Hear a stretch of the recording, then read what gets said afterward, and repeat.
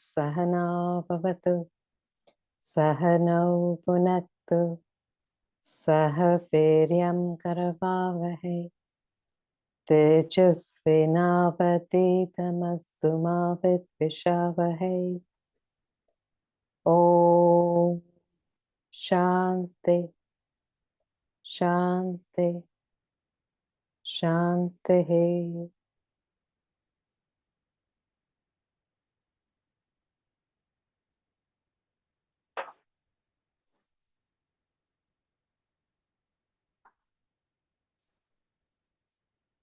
Ayom.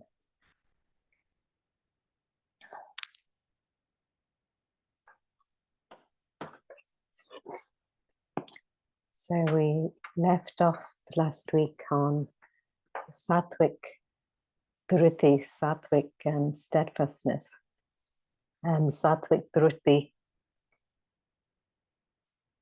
or if any of the qualities when they're Sattvik, be it jnanam, be it action, acta, karta, we've covered, be it in terms of renunciation, tyaga, or buddhi, intellect.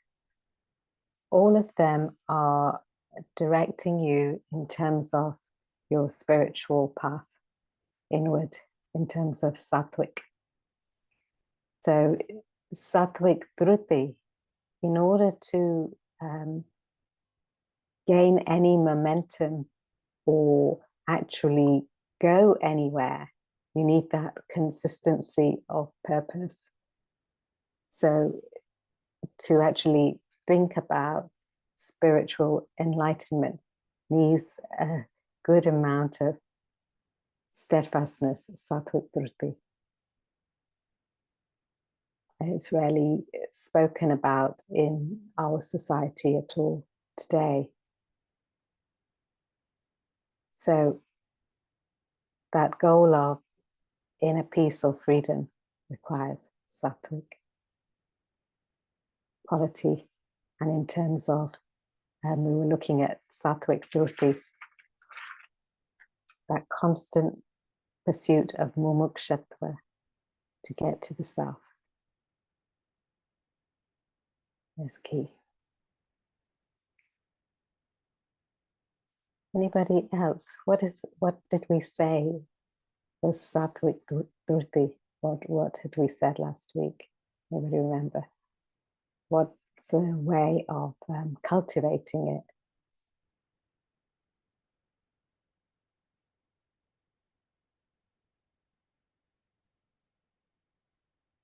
Tim. It's partly in being deliberately self-removed from the antics of the world around you. So if you can elaborate a little bit more, how can we do that? How do we deliberately remove ourselves? Is it a physical thing, mental thing?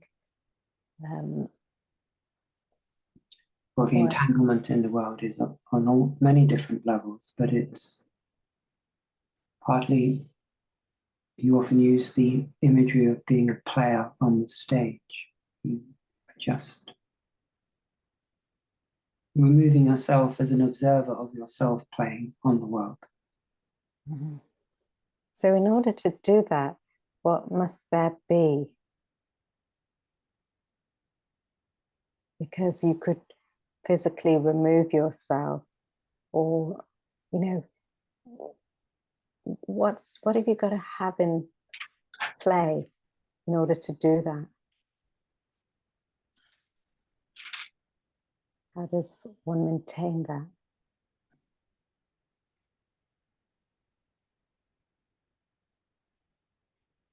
Dhrti, steadfastness. I'm not sure of your question. So you can remove yourself physically quite easily from a scenario. But that doesn't mean, if you remember in chapter 3, you might remove yourself from the scenario physically, but mentally you're still engaging in the activity. So you still have the mental agitation. So in order to remove yourself mentally, what must one have to apply? What does the actor do? Why is it possible for the actor on the stage to actually, if they're playing a villain, how do they optimize in playing the villain, apart from actually becoming that villain? And on the stage, they're not about to stab that person. What prevents them from doing that? Or where are their thoughts? What must there be?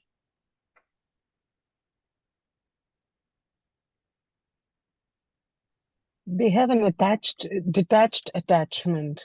So they're not bonded to the role, wedded to the role.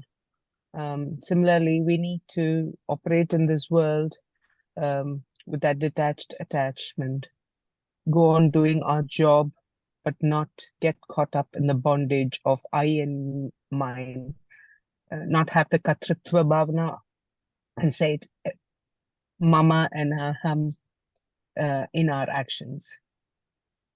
Okay, so that's similar to what Tim is saying, that you've got a detached attachment. But in order to have that detached, disinterested interest, what's got to be going on? Because otherwise where's your mind got to be placed? On a higher value. It's got to be on something bigger than what you're doing. Otherwise, your mind will run back to it. It's got to be doing something bigger and more important to displace that lower value. So what is the actor's higher value? So the actor knows implicitly that they're not that character. So they're objective to it. So What's their higher value? Their higher value will be to play the role to the best of their ability, but acknowledging their own identity. It's not that. It's not Hamlet. They're playing Hamlet, but they understand that they are X, Y, Z actor. So they identify with the true self in regards to the actor. They don't identify as just that character alone.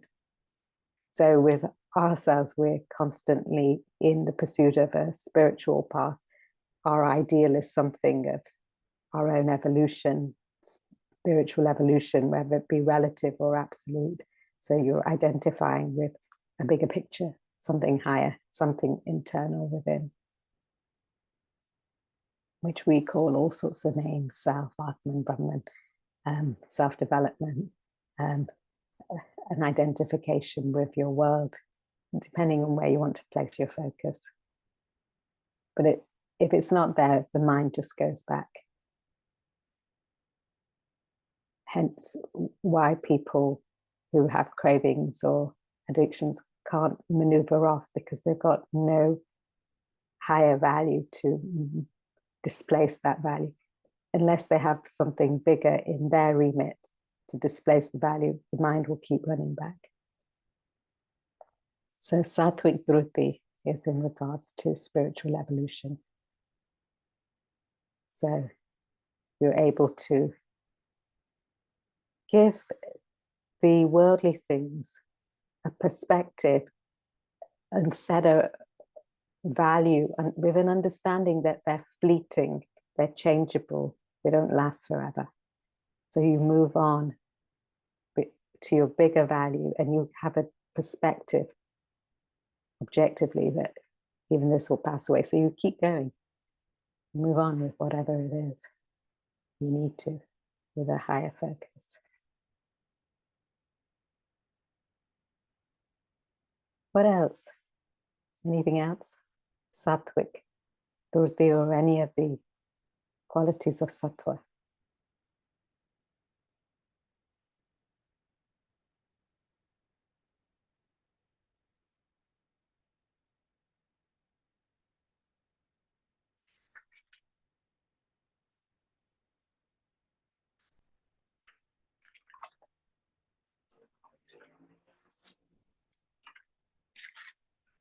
also develops a balance.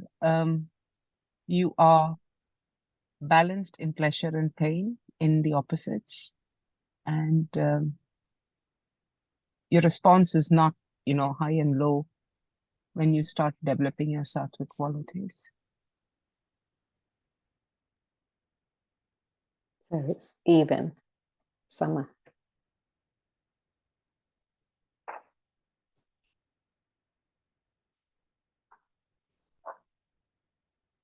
Okay,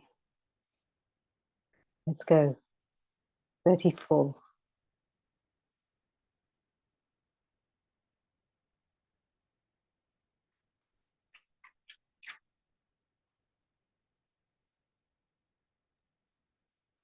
I'm on my phone, Parulji, so just bear with me. I have to switch between screens of my book and the Vidya, yeah. Guru, would you like to chant?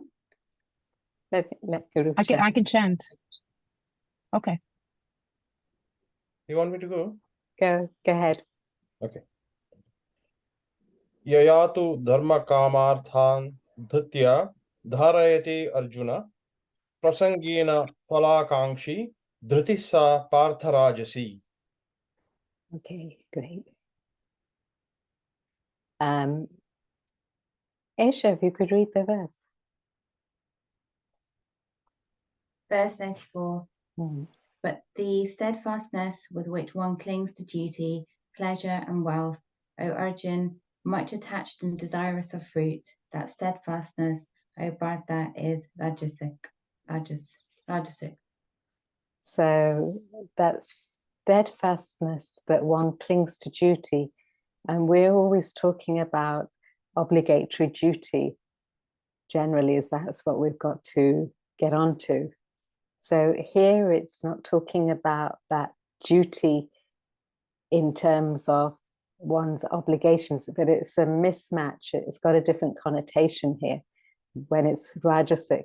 So we make a Frankenstein out of our duties. We get hooked on what we think we're supposed to be doing. And we're totally steadfast with it. In the mundane values, we think that something can't be done unless we do it. And if you don't do it, somebody else will do it. So what is the key thing when we think about duty that one might want to consider when you're performing a duty? What is a key thing to keep in mind? What makes the difference?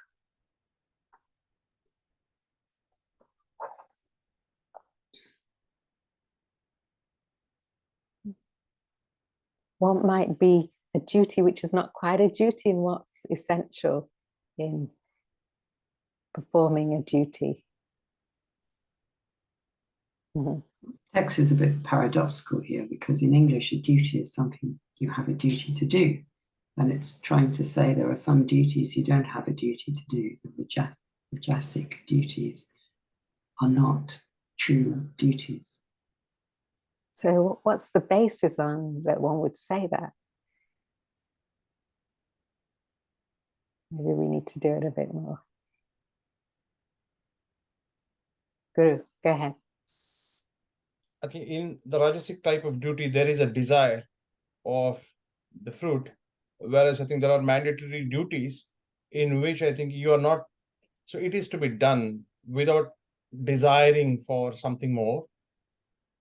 So it's being done with still a purpose of a realization, whereas I think on the Rajasic duty, there is a desire attached to it. Mm-hmm. So we impose that duty upon ourselves. I must have a duty to go to X's dinner, or a duty. Often I hear, I have a duty to my husband or my wife, in place of a duty of their own evolution, which actually is maybe if your duty is encompassing your evolution, yes. But at a certain stage, not really. There's no necessity to have that. Though everybody will argue it because it's the best that people do these days. Family, spouse, duties are there. Everything else they don't care about.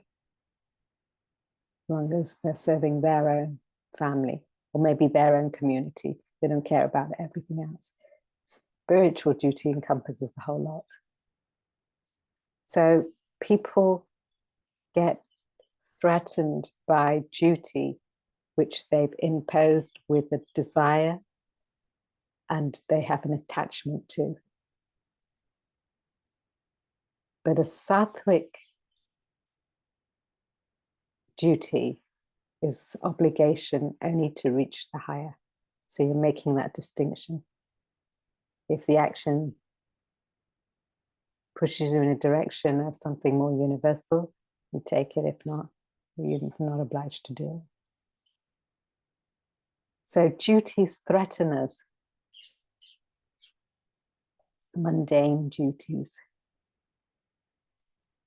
That duty, that indiscriminate steadfastness, which can actually make us sick.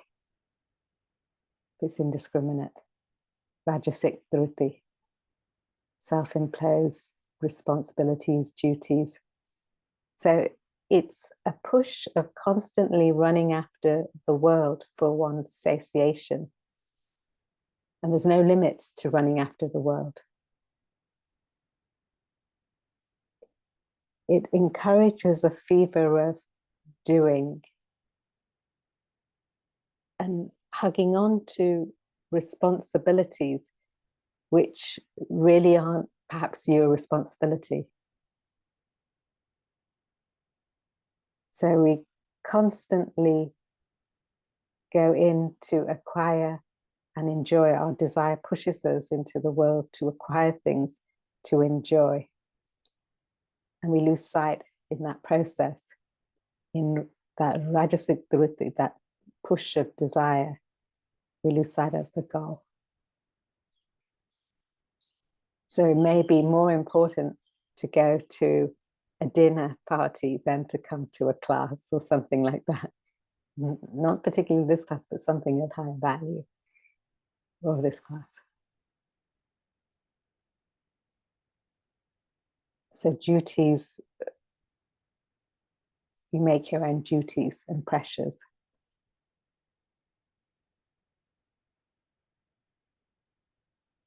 So that desire, that attachment, creating that indulgent brings a point of almost sickness. And one clings on to it. Rajasic steadfastness, constantly indiscriminate, indulging in sensual pleasures, hoarding, steadfast. You know, if you look at our society of consumerism, if you talk to some people, the number of shoes, handbags, clothes, cars, etc., houses, whatever, it goes on, that one acquires in the name of, very consistently pursuing it, in the name of being happy. There's a constant desire and attachment. Rajasic Dhrti is steadfast. It's a constant pursuit. When one desire gets satiated, there's a rush for the next. That must have. So in that must have, we make up all the mundane duties. If you must have X, Y, Z, you've got to have a community to show it off in. You create a duty that I must go to X and Y. I have a new house. I must have a housewarming. I do a havan or a yajna. If I don't, it will be seen as though I'm not doing my duty. If I don't perform, I remember the funeral rituals in a certain way, the society will think that I don't have any value for duties. What else? You've got to think of your own thoughts of how this comes about. Steadfast, Rajasic steadfastness, based on Kanchana and Kamani, acquisition and enjoyment. And once that goes on in that direction, one loses sight and control. That desire, the next new thing comes up and you've got to have it. Even without thinking, do you need it? Do you just, you've got to have it. So the whole of the media is tantalizing you with what you should do and what you shouldn't, what they don't want you to do. And we follow. Without any facts, one gets incapacitated. And one gains that wealth as well through the acquisition to enjoy. But then that begins to rule you rather than. So there's nothing wrong with the wealth. It's the attitude behind acquiring to enjoy, which that steadfast attitude, which kills the purpose of wealth, material wealth. So that Rajasic steadfastness keeps you consistent in the opposite direction to your spiritual evolution till it hurts a person. One of the duties in the Western world that often causes internal conflict are external conflicts, wars. Do I have a duty to fight for my country? Arjuna, does he ever, like Arjuna is not a pacifist, does he ever question that duty? So in the beginning, in chapter 1, Arjuna was questioning, how can I kill my kinsman? It's not my duty. I won't be victorious. There's a whole series of excuses that he gives. How can I do this? Because he makes the whole of the war, as it were, battle, personal. So if it's personal to you, then you've got to question, is that right or wrong? The battle was impersonal for a bigger cause. And that's what made the difference in whether it was dutiful or not. But the minute Arjuna was stating that I can't kill my guru, my uncle, granddad, my nearest and dearest, because there'll be no victory, that I'll have blood on my hands. And the answer was, well, you better do that because you're a warrior. That's in the physical sense. In the mental sense, we also don't make informed decisions because we can't get over certain mindsets because we make it personal to ourselves. So in the very first chapter and up to chapter 2 up to verse 11, Arjuna is very much like that, questioning it on a personal level, and that's the issue. But he's questioning it on a personal level rather than on a higher level. So that's what makes it Rajasic or Tamasic. So he's in that predicament as a warrior, and that's why he's in that predicament to question it. So that's what makes it right and wrong for him as a warrior. That he is a warrior, he is the leader of that battle. If he doesn't fight, there will be no righteousness maintained in that predicament. If you're a thinker, you don't need to get into that battle. The battle's in your head. So you make those distinctions intelligently. So think as looking in the whole in terms of you don't have to go to battle. Some things you have to do collectively. So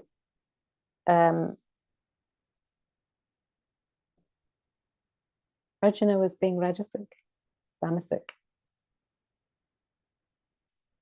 in that scenario, and that's the education of it. Hence, we're given Sattva, Rajas, and Tamas to make the distinctions. You can be steadfast, be attached to something which isn't quite right because of your desire and attachment.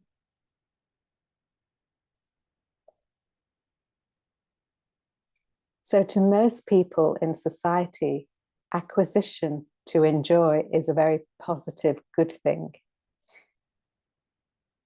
In spiritual evolution, there's no taboo to enjoyment or acquisition, but it's the taboo is the craving, desire behind it, and the attachment. So that creates a hoarding or a personalization, aggrandization, which then doesn't serve the whole. So you've got to expect mental agitation in that. So that stress doesn't help you. So in Oliver Goldsmith states, where wealth accumulates, men decay. It's not the accumulation, it's not the wealth there's anything wrong with. It's the accumulation of wealth, which there's something wrong with. So you can accumulate, you can gain wealth. Sky's the limit, but what you do with it will make the difference. If whether it harnesses your potential and allows you to grow, or whether it gives you mental agitation and stresses you out, and kills you off. So Rajasic steadfastness.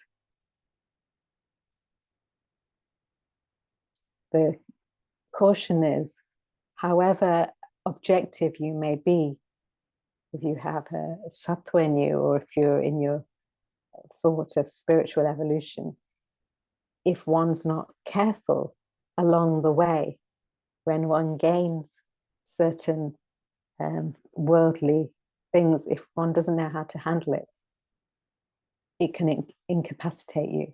So that sangam and phalam, that attachment and fruit, is what we've got to be always aware of, to just keep on it, enjoy it, but don't get stuck with them.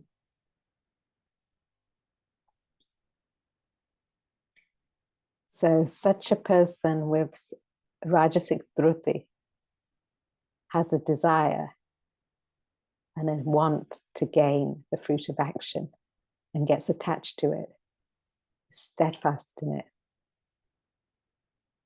And from that, all sorts of things happen to you. That stress, those illnesses. So it's not, when things happen to you physically, it's not just happening, it's where your mental state is. What direction you're taking, which will make the difference of how you handle whatever's happening, in fact.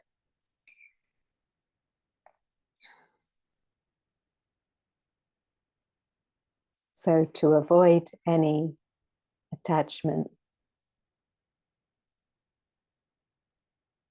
actually requires an intelligent cultivation of a discipline for higher values.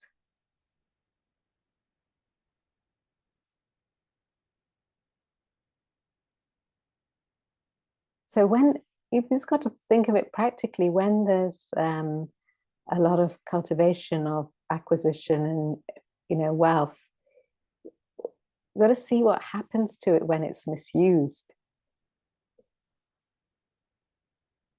When one has excess, how it can actually spoil a person, how it can be to their detriment, how it can make you lack that innovation, how it can make you idle or lazy, how it can make you incapacitated to actually do what you're supposed to do. You know, there should be some amount where you meet your needs so you can be comfortable to move ahead. But once it goes beyond a level, unless you've got a smartness of how you're going to use that wealth, and if it's put onto young children, you know, I've seen many kids around where they have to suffer it later because that constant pampering just leads them to a downward spiral of not being able to be innovative or independent, constantly pampered with the wealth of the world, unintelligently so. It's not that there's no harm in having things, on the contrary, it's just that attitude of constant pampering. I have many examples. There was one chap I know who's in his 50s. He still can't make his tea. He can't get a rickshaw to his gym. He has to be driven there. He's unable to do anything by himself because he's been constantly pampered.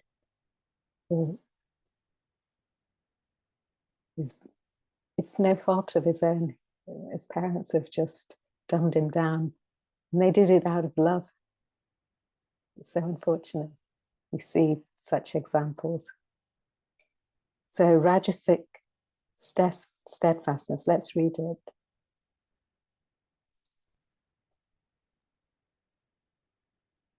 Rajasic Dhrti is a steadfastness with which one clings onto.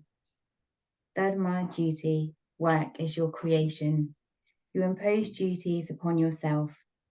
Duty need not lord over you. You are the lord of duty. Not realizing this, you turn pale at the thought of duty, get into a fever of working, hurrying and worrying, impassioned by self-imposed responsibilities. You turn into a work machine. The steadfastness with which you cling to duty and responsibility is known as Rajasic Dhrti. So you impose it on yourself. We impose it. Got to be alert about why we're doing what. It's good. Karma, pleasure, artha, wealth. Go ahead. Karma, pleasure, artha, wealth. The two motivations in life are to acquire wealth and enjoy the pleasure thereof. The world is preoccupied with these two pursuits. People spend their life acquiring, aggrandizing, hoarding wealth. Acquisition of wealth tantamounts to preparing a field for enjoyment. Having acquired a field, they indulge in enjoyment thereof. The mind remains preoccupied with acquisition and enjoyment so long as it is not directed to the self within. Lost in material and sensual pursuit, it denies itself the higher values of life. The steadfastness with which one clings to material and sensual motivation is known as Rajasic Dhrti. So you have to observe it in your life. We're all in a society where that is pushed, and that is an idea of acquisition to enjoy, is an idea of success, in a sense, of what you have. But nobody's examining what's going on in the mind. And hence that constant mental irritation, that worry and anxiety to acquire, to have what X has and what you've not yet gained. That disparity constantly going on. Sattvik, Dhrti. One doesn't leave it until it demolishes you, unless you've got something else to think on. So it's not in the object or beings, your relationships. It's actually in how you have those objects around you, for what purpose, and how you relate to the people that you know. You can have as many relationships, or it's the mental attitude of how you relate, which makes a difference. Let's read the last para. Is that prasangane?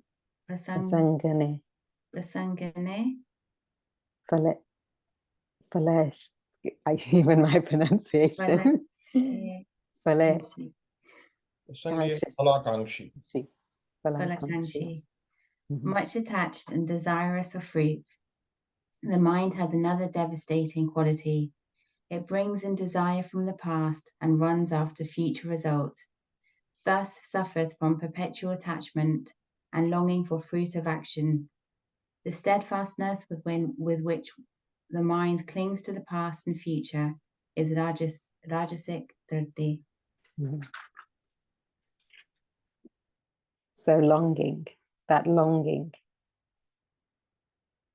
for the fruit, that desire from the past. Mind's constantly going there and there, it's never here in the present.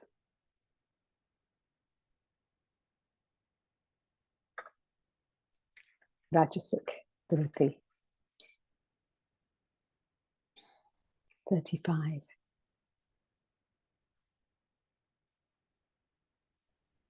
Yaya swapnam bhayam shokam. Yayas. Oh, sorry, go on. No, go.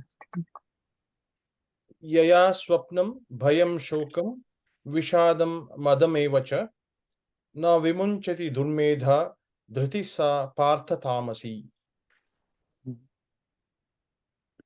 Rina, if you could read the verse.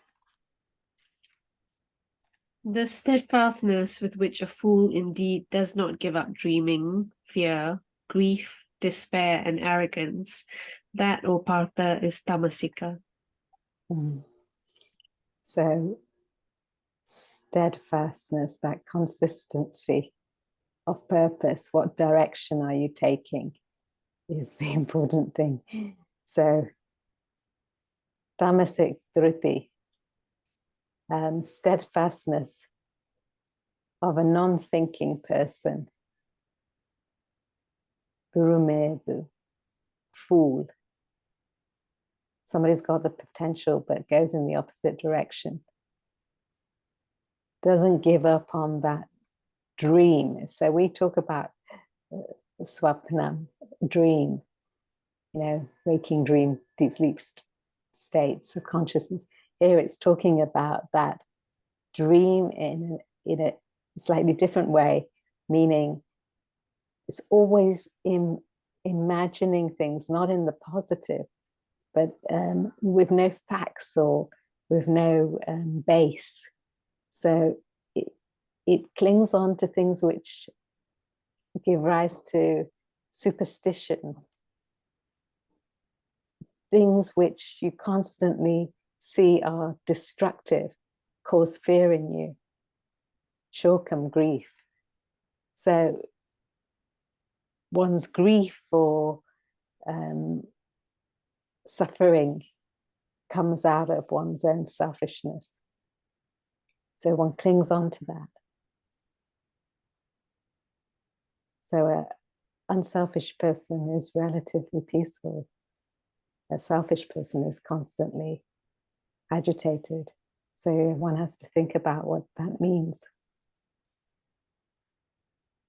Vishadam, despair. There's a constant despair and uncertainty of what's going to happen in the future. Tomorrow the world's going to end. X is happening, war with Y. What's going to happen to us all? That despair, there's a constant thought. If you just watch the news, it's totally, constantly making you despair. There's never any good news normally on the news. It's much easier not to watch the news and get on with life. You get hooked into the news, you'll be constantly despairing by the looks of it. all sorts of strange beliefs fraught with fear, with no facts you get attached to. And with those no facts or a belief, you get a firmness and an arrogance. This is what's going to be. This is what it is.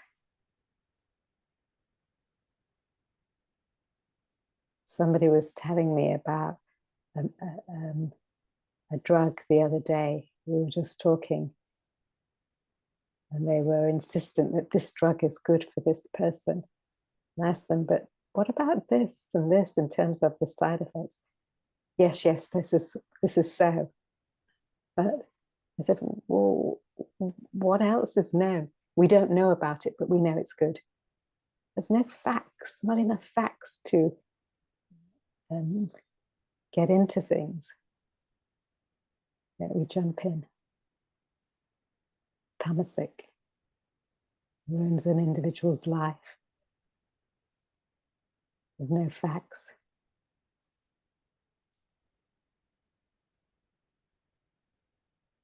Constantly thinking of the negative or things which are not there. People think there's an evil spirit there.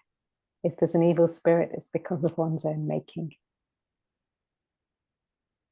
Meaning, like, if there's something not great happening, you've got to reassess and think about what's going on. How can you maneuver out of it? What sort of mahat are you entertaining? Maneuver yourself out of it. Imaginations, ghosts.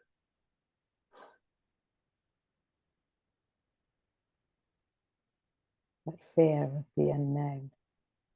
Let's read.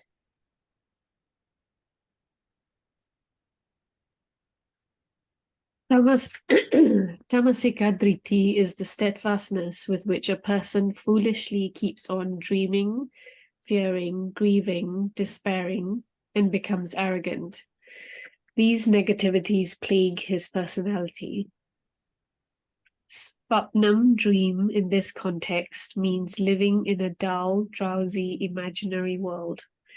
Insecure in a fantasized world, he lives through bhayam, fear. Living in ignorance, he experiences shokam, grief. He falls into vishadam, despair, at thought of the uncertain future. His foolishness leads him to madam, arrogance as well. Tamasika Dhrti is steadfastness with which one sticks to these negativities. It is interesting that in 6 consecutive verses, Krishna repeatedly addresses Arjuna as Partha, a gesture indicating irresistible love. Arjuna has responded with his love for Krishna. Such mutual love makes it easier to communicate the subtle philosophical knowledge. Mm-hmm. So in the next verse, he addresses Arjuna as Bharatashava. So there's constant words of endearment and affection, names. So Tamasic Dhrti, constantly negative thinking, making you a victim of the circumstance. There's always a way out of whatever circumstance may be difficult. The whole idea is, how can you evolve?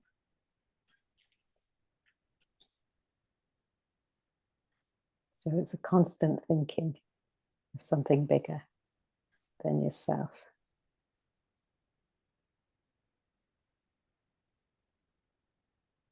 You can go that way or that way. It's always a choice. You might not always be aware of it spiraling downward. As soon as you get wind, you start to pitch up on something bigger to cultivate the better values of life. And something more bigger than yourself. Get rid of that fear. There's no point having, you see, Arjuna was crying, what's going to happen if I kill these people? They're my nearest and dearest. And in the 11th verse of chapter 2, Krishna points out they've gone. They're going and they're gone. They've all their deeds have been set. The wise grieve neither for the living nor the dead. So you do your part. Everybody else is playing their part. Don't get hung up by that.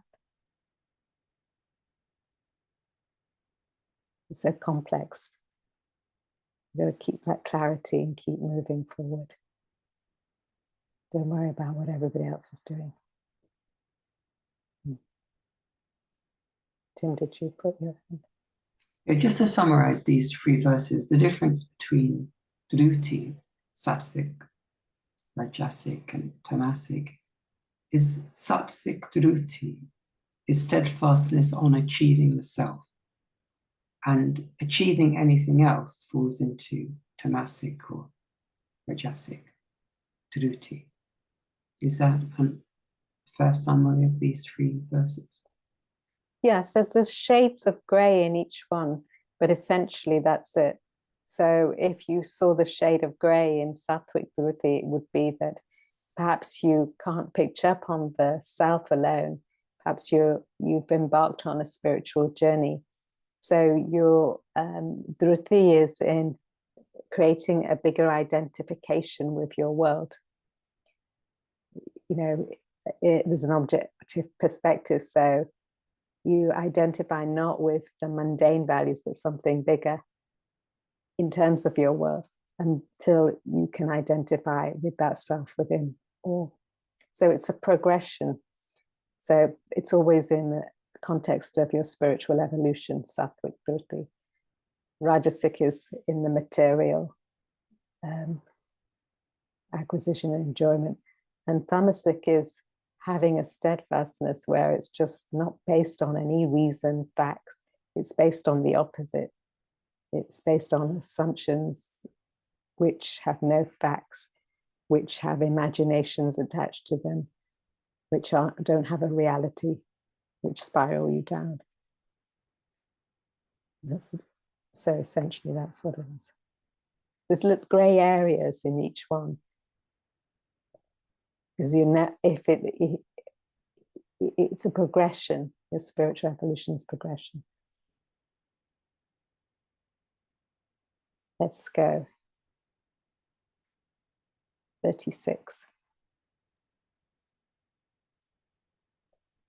Vidyaji, do you want me to? Go ahead. Today's class. Sukham tu idanim trividham shrunu me bharatarshava abhyasat ramati yatra dukkhantam cha nigacchati. Good. Thanks. Sam, if you could read the verse. Verse 36. And now hear indeed from me, O Bharata Shaba, Shaba. threefold happiness where one by practice rejoices and ends sorrow. So we're now moving on to Sattvik, Rajasic, Tamasic, Sukham, happiness. And so he says, hear from me, Bharata Shaba, this Sattvik, Rajasic, Tamasic happiness, whereby practice and rejoice and ends in sorrow. So it's interesting, it states it here, what the 3 are going to actually state in a moment, next class in fact. So here he uses Bharata Shaba, bull amongst the Bharatas. There's a warrior race of the Bharatas, it's a very refined race. Shaba is the Rishabha is the race.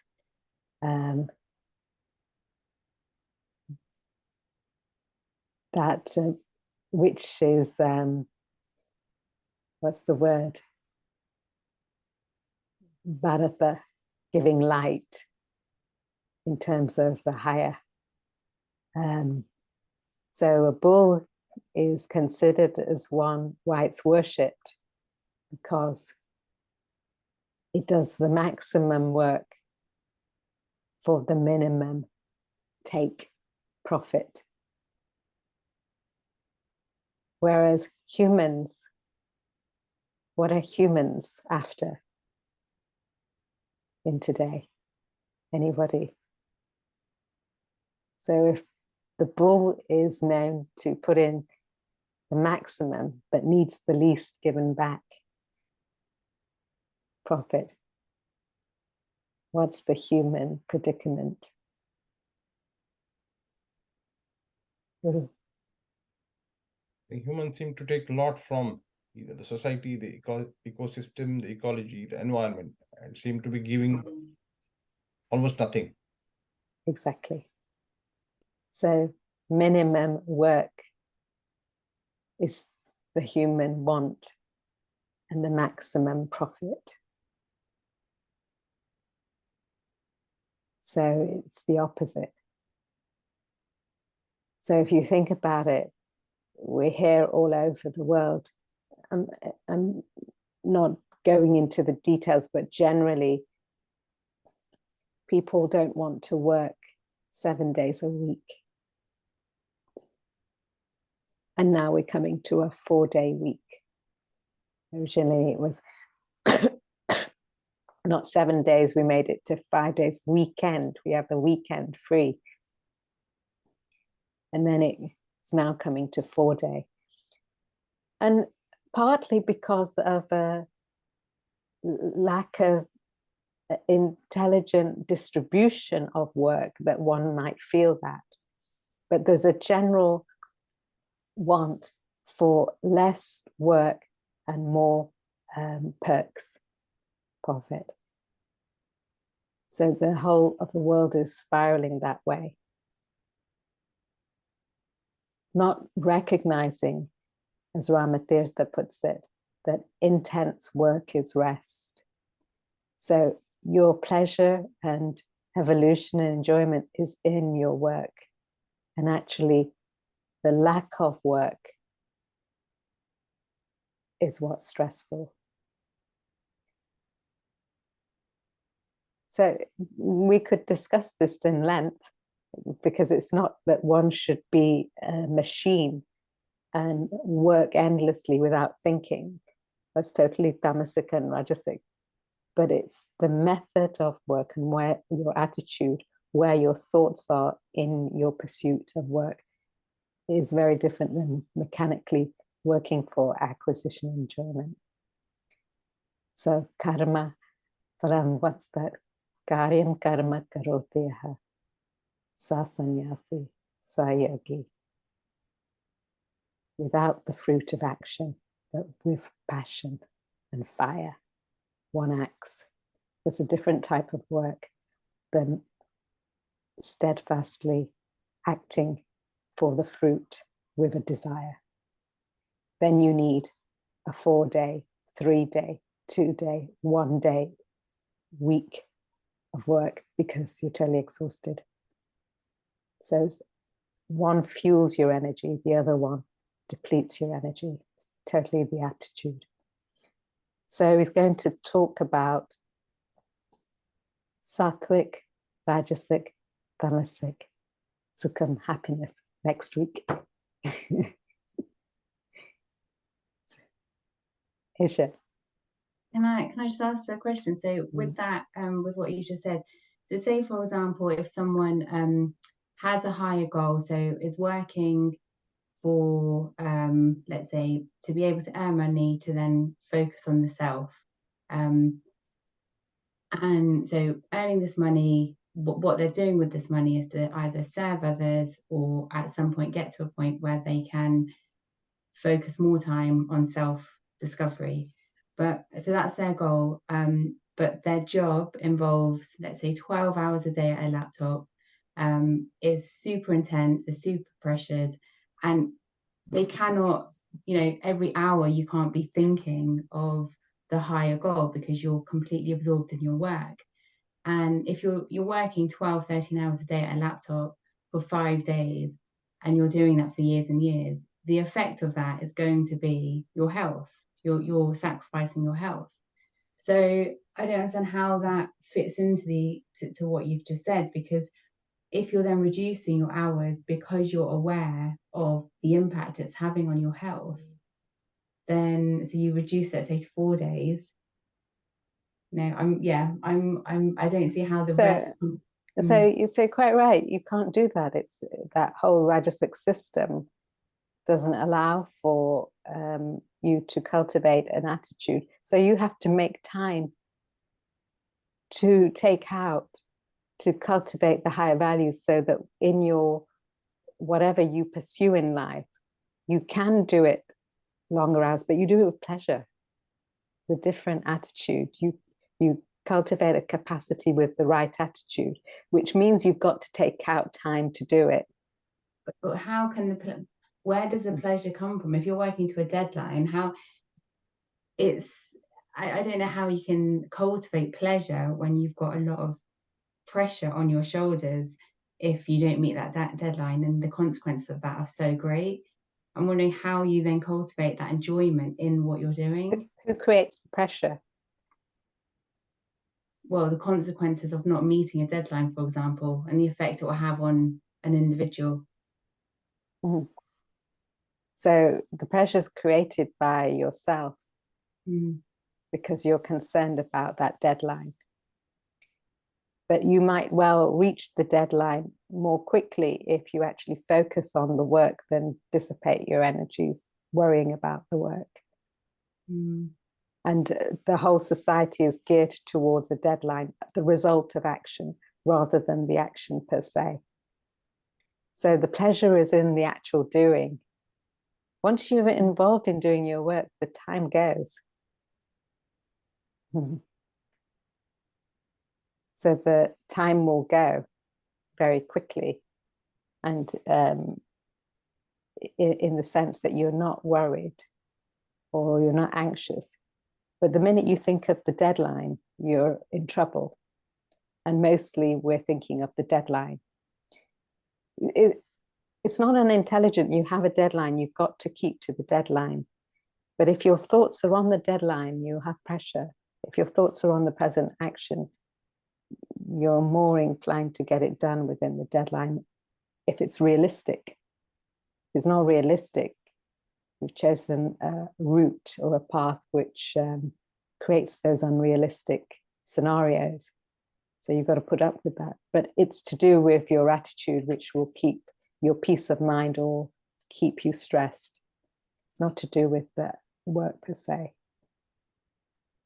So it's a lot more complex. It's the whole of karma yoga, what you're talking about. If one chooses to be in a particular setup, then you've got to understand that's what you've opted into. You see, if you choose to earn a living, to have sufficient to do what you need to do, yes, it's a starting point, but you have to be disciplined enough to take out time to do your study in the morning in order to actually do your day, whatever it is, in the Rajasic field of things. You know, everybody can't just escape it. But if you're sincere to yourself, you will make time for it. Because that's more important than earning a living. And if you make time for it, you're more inclined to actually do your job better, because you'll do it with the right attitude. And you'll be happier for it, so other people get the benefit of it. So Sattvik karma is far better than Rajasic karma. Rajasik's for the mundane, Sattvik's for the bigger value, which encompasses the way you live. Keeps that peace of mind. You can bring it up next week a bit more. We can discuss. Sayong.